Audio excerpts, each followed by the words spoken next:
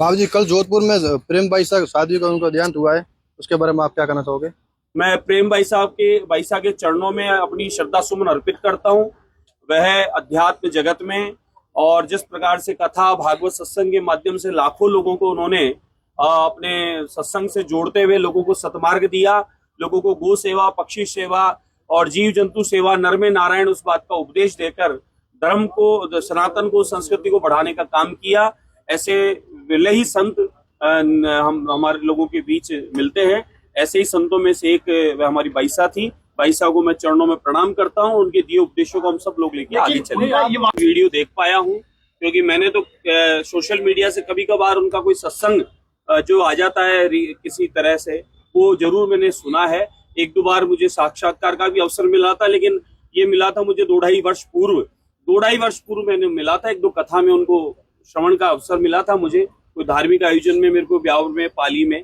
इससे इतना ही परिचय था। बाकी ऐसा कुछ है तो मैं उसके बारे में जानकारी लेता हूँ, फिर आपको बताता हूँ। डेथ जो हुई है पूरी तरीके से ये संदेह में आ रही है। उनका जो है इंस्टाग्राम पोस्ट भी आया था, तो काफी लेट आया था, उनकी डेथ के बाद आया था, तो यानी कि संदेह जांच होनी चाहिए पूरी तरीके से। बिल्कुल बिल्कुल, देखिए, अगर ऐसा किसी ने अगर सवाल खड़ा किया है तो उसकी जांच होनी चाहिए कि मृत्यु का क्या कारण रहा है। कि मुझे तो अब तक यही पता था कि अस्पताल में मृत्यु हो गई, हो सकता है बीमारी से मृत्यु हो गई।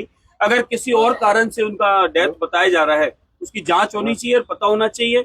और किसी को भी किसी के बारे में निजी इस प्रकार का करने का या उसको उसकी बदनामी करने का अधिकार नहीं है।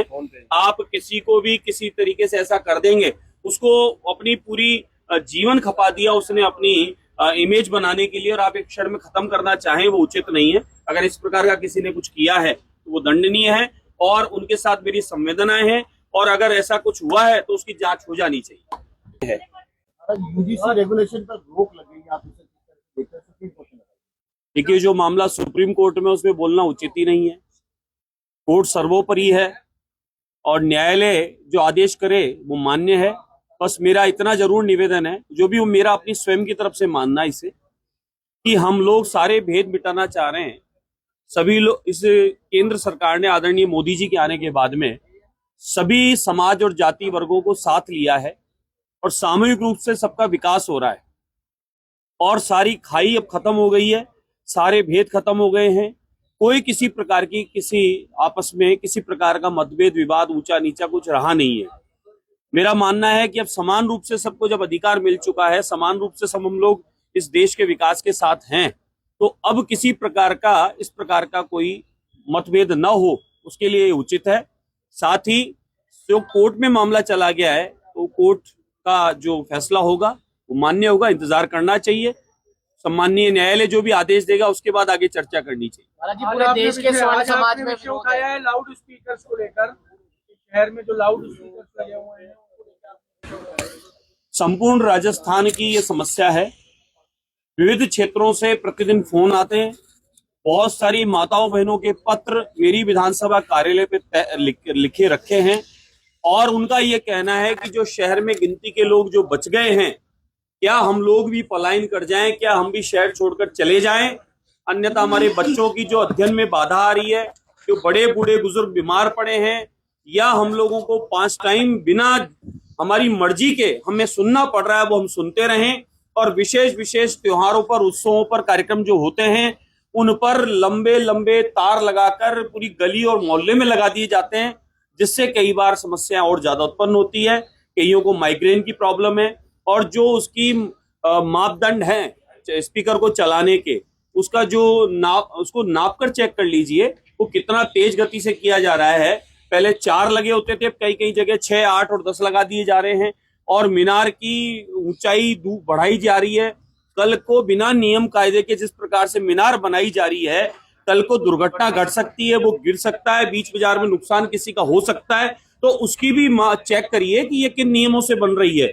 और आवाज की तो आप खुद जाके चेक कर लीजिए, ये मेरी नहीं है, मुझे अकेले को प्रॉब्लम नहीं है, वहां रहने वाले प्रत्येक व्यक्ति की शिकायत और समस्या है। और थानों में आप जाकर पूछ लीजिए, थानों में अनगिनत माताएं मैंने लेटर देके आती है कि इस आवाज का एक मापदंड तय करिए। हमें किसी की पूजा पद्धति से प्रॉब्लम नहीं है, किसी धर्म विशेष से प्रॉब्लम नहीं है, हमें उनके पूजा प्रार्थना करने से कोई आपत्ति नहीं है, सबका अपना तरीका है, लेकिन उस पूजा पद्धति से किसी और को व्यवधान उत्पन्न हो, बच्चों का एग्जाम खराब हो, बड़े बूढ़े बुजुर्ग या अस्पतालों में किसी को असुविधा हो, उस बात का ध्यान रखना भी आपकी मेरी जिम्मेदारी है।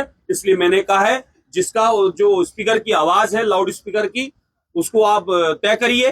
दिन में 5 टाइम आप जो उसको जो चलाते हैं उसकी नियम कायदा फॉलो करिए। आवाज की जो गति होनी चाहिए, तेजी होनी चाहिए, उसके आवाज का जो मीटर है नाप कर वो चेक कर लीजिए। अगर उसकी आवाज जिस तरीके से बढ़ती जा रही है तो मानता हूं शहर में जो लोग रह रहे हैं वो और आगे तेज गति से जाएंगे, अशांति का वातावरण होगा और वो लोग शहर छोड़ देंगे, वो हमारे लिए ठीक नहीं है। बाबू जी, कल जोधपुर में प्रेम बाईसा साध्वी का उनका देहांत हुआ है, उसके बारे में आप क्या कहना चाहोगे? मैं प्रेम बाईसा के चरणों में अपनी श्रद्धा सुमन अर्पित करता हूं। वह अध्यात्म जगत में और जिस प्रकार से कथा भागवत सत्संग के माध्यम से लाखों लोगों को उन्होंने अपने सत्संग से जोड़ते हुए लोगों को सतमार्ग दिया, लोगों को गो सेवा, पक्षी सेवा और जीव जंतु सेवा, नर में नारायण, उस बात का उपदेश देकर धर्म को, सनातन को, संस्कृति को बढ़ाने का काम किया। ऐसे विरले ही संत हमारे लोगों के बीच मिलते हैं। ऐसे ही संतों में से एक वह हमारी बाईसा थी। बाईसा को मैं चरणों में प्रणाम करता हूं। उनके दिए उपदेशों को हम सब लोग लेके आगे चले। ये वहाँ पे ये आरोप है कि वो एक fake, Maharaj ji, fake deep video photo viral कर दिया गया था उनके पिता के साथ, यही कारण उनकी जान देने की वजह रही है। वीडियो देख पाया हूं क्योंकि मैंने तो सोशल मीडिया से कभी कभार उनका कोई सत्संग जो आ जाता है किसी तरह से, वो जरूर मैंने सुना है। 1-2 बार मुझे साक्षात्कार का भी अवसर मिला था, लेकिन ये मिला था मुझे 2-2.5 वर्ष पूर्व मैंने मिला था। 1-2 कथा में उनको श्रवण का अवसर मिला था मुझे, कोई धार्मिक आयोजन में, मेरे को ब्यावर में, पाली में, इससे इतना ही परिचय था। बाकी ऐसा कुछ है तो मैं उसके बारे में जानकारी लेता हूँ, फिर आपको बताता हूँ। डेथ जो हुई है पूरी तरीके से संदेह में आ रही है। उनका जो है इंस्टाग्राम पोस्ट भी आया था, तो काफी लेट आया था, उनकी डेथ के बाद आया था, तो यानी कि संदेह जांच होनी चाहिए पूरी तरीके से। बिल्कुल। देखिए, अगर ऐसा किसी ने अगर सवाल खड़ा किया है तो उसकी जांच होनी चाहिए कि मृत्यु का क्या कारण रहा है। कि मुझे तो अब तक यही पता था कि अस्पताल में मृत्यु हुई, हो सकता है बीमारी से मृत्यु हो गई। अगर किसी और कारण से उनका डेथ बताया जा रहा है, उसकी जांच होनी चाहिए और पता होना चाहिए। और किसी को भी किसी के बारे में निजी इस प्रकार का करने का या उसकी बदनामी करने का अधिकार नहीं है। आप किसी को भी किसी तरीके से ऐसा कर देंगे, उसको अपनी पूरी जीवन खपा दिया उसने अपनी इमेज बनाने के लिए, और आप एक क्षण में खत्म करना चाहें, वो उचित नहीं है। अगर इस प्रकार का किसी ने कुछ किया है तो वो दंडनीय है और उनके साथ मेरी संवेदनाएं हैं, और अगर ऐसा कुछ हुआ है तो उसकी जांच हो जानी चाहिए।